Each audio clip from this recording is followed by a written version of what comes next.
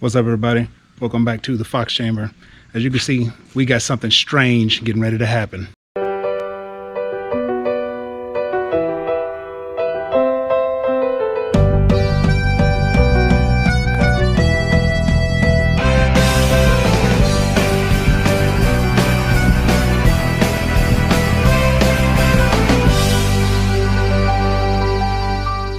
What do you mean by strange, you might ask? This is what I mean by something strange is finna happen. Strange 10-way adjustable shocks. Because I need some. And why do you may ask I may need some? Well, let me show you exactly why.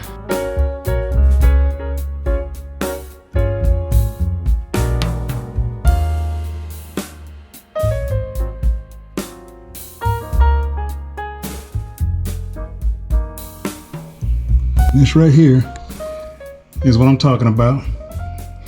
The shock is blowed out. Some leaking fluid everywhere. Just making a mess.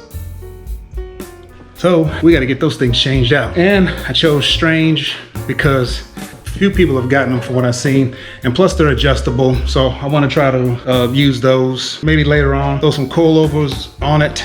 As of right now, we're just going to change the shocks out because those, as you can see, those things leaking and they're blowed out. We got to take all of this stuff apart. Well, let's get to the time lapse.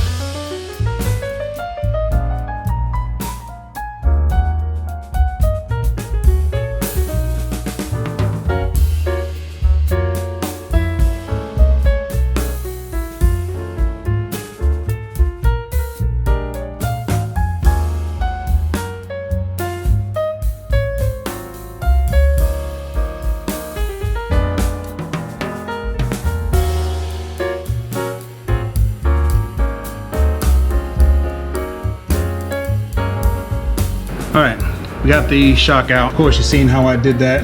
And just remember, the bolts go from rear to the front, so you can have you some room to take them out. Let the weight kind of sit on the shock so you can take this bolt out. If you don't, it'll just sit there and spin. So you let it kind of just hang and it'll be able to take it out. But just, I got the jack up under that support just in case it kind of wants to slide on out. But yeah, it's out. So now we're just gonna put the new strange shock in and go do the other side the same way. I'll show you when I get it put back in. But before I forget, make sure if you have spacers on your old shock, make sure you take them off and put them on your new shock, just to make sure it sits in the same spot. I'm still go get it aligned just as soon as I get a little bit of time to do it. Shock's mounted, got all the hardware back on, got the upper one back on, got to run all the way down, so this side is secure. I set it at 5. I'm just gonna set it halfway for right now to see how it rides. I get with you in just a second when we get the other side done. I'm not gonna take you through all of that because it's the same way this side is done, but on the opposite side. So see in a few. Both sides are done, everything's on.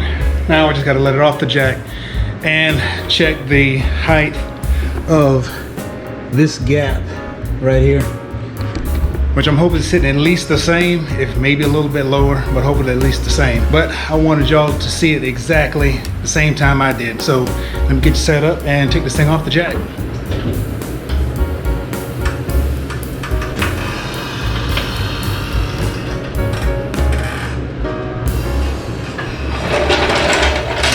Looks like it's sitting about the same as it was before. Yeah, that's about the same, about 2 fingers. That's about where it was before. I just definitely didn't want it any higher than that. Other than that, it's done. Now we just gotta take it down the road and see how this thing performs or whatever across the railroad tracks, and we'll see how this thing bounces. Could it used to bounce before, so let's check it out.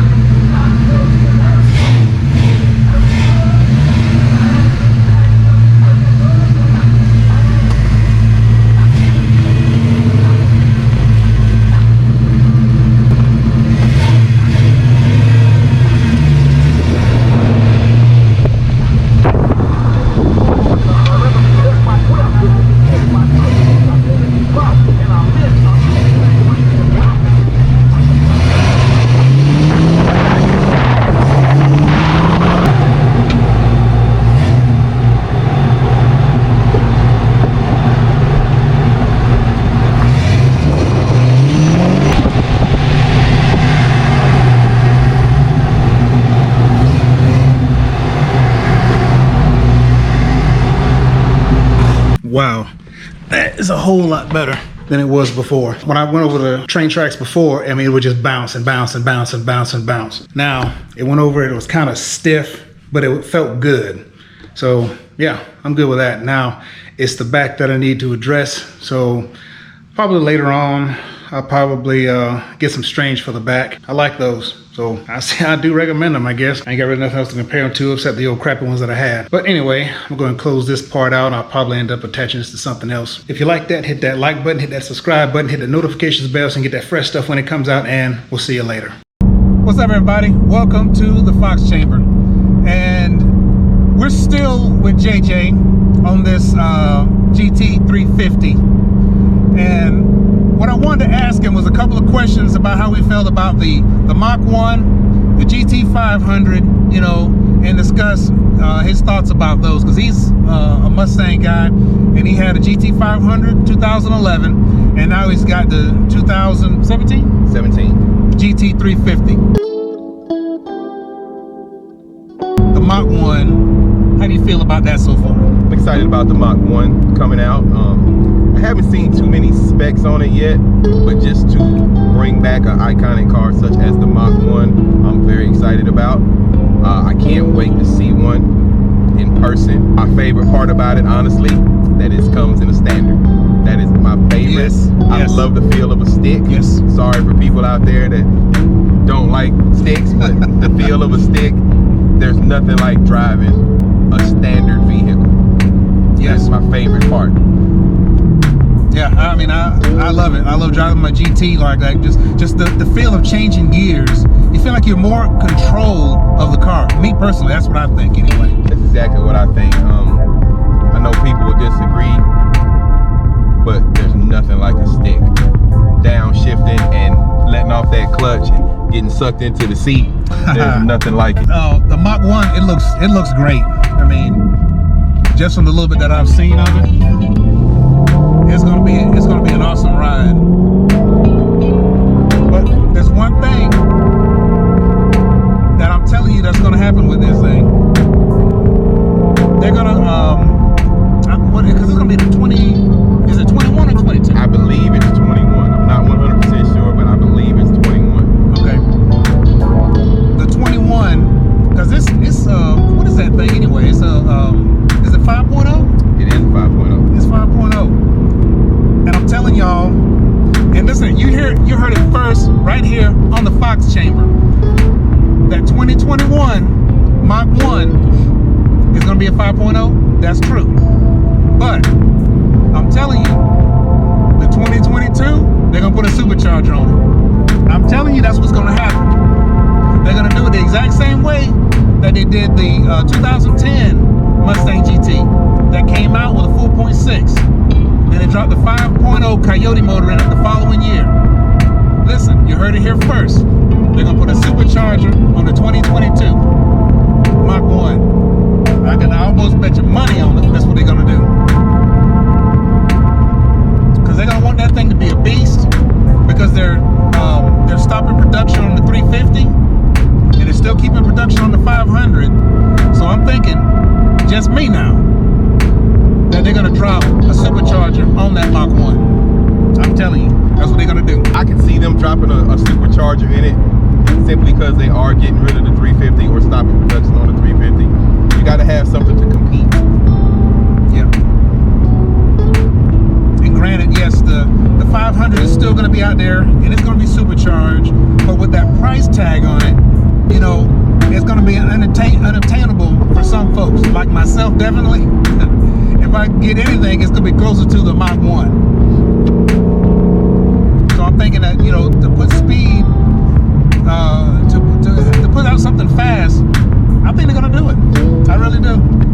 I think they're gonna drop a supercharger in that one the following year and do it like that.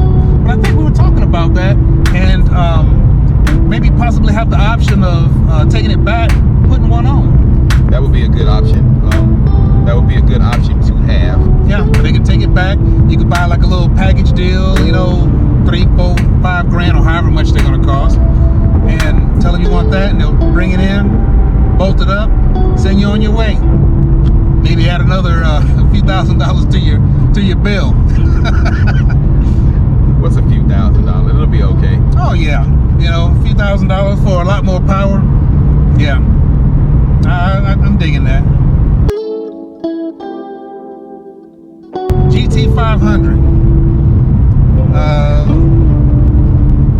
I like it, but it being an automatic paddle shifters or whatever, but it's an awesome car. Don't get me wrong. I mean, it's a beast. If I had the opportunity to get one just the way it sits, I would get one.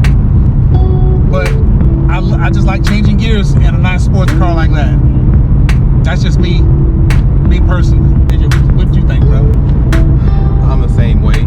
It's a beautiful car. It's probably one of the most beautiful cars Shelby has ever produced. Yeah. It is beautiful from top to bottom. Very sexy. The specs on it are outstanding, but it's just that paddle shift. I'm an old schooler. If you offered it in a stick, it would be a no-brainer. I would definitely grab one, but you don't. So I'm kind of up in the air between the 500 and the Mach1. If I was gonna go with price, of course I would go with the Mach1. But it's just the feel of that stick. I've got to have that. And as generations of cars keep going, you get less and less stick shifts. Yeah. I know. I've actually looked on what is it, cars.com, and punched in Mustang GT, and I looked down there where it gives you the option to choose between manual and automatic. There's twice as many automatics as there are manuals. You know, the manuals seem to be going away for some reason. I don't know, maybe it's because of the speed, because I know you can't shift faster than an automatic. I mean, everybody knows that. But other than that, I don't know why they're going away. Because people just don't like shifting gears. I think that's what it is. I think the newer generation of people buying cars now, they just don't want to shift gears. Like when we were young and our fathers, they showed us how to shift gears. I learned with the 3 on the tree. Yeah. How to shift gears. Yeah. I had a 3 on the tree, 063 Chevy pickup, 3 on the column. That thing would get jammed up between first and second gear. Just dodged a Red Bull can in the road. But yeah, and that thing would get hung up between first and second gear. I had to pull over, put my big screwdriver in there and pop that puppy loose and keep going down the road. But yeah, I think I definitely think you're right about that though. The younger generation, the newer generation that are buying cars, they pretty much want just an automatic, so they just go down the road and, you know, and that be that. But myself, you also, and people of my age and maybe a couple of years younger, even I know definitely older, love the feel of a manual, especially if you got enough, if you've got horsepower behind it. You know, it just feels great. Shifting gears, going down the road, you know. I mean, I'm definitely digging. We're not even going to talk about the MachE. MachE, garbage. Next question. Trash. I don't know why they made that abomination.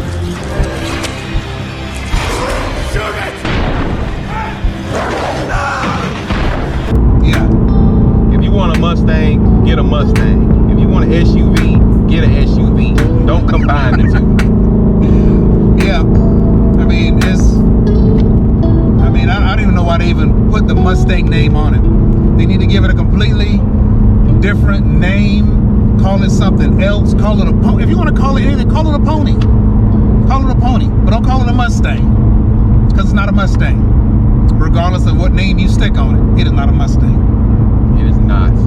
You took a Mustang grill and you put a SUV back end on it. Yeah, and you want to call it a Mustang. All right, y'all. That was just some quick thoughts about the Mach1 GT500 and that abomination of the MachE. This is not going to be a very long video, but if you like that, hit that like button, hit that subscribe button, hit that notifications bell so you get that fresh stuff when it comes out, and we'll see you later.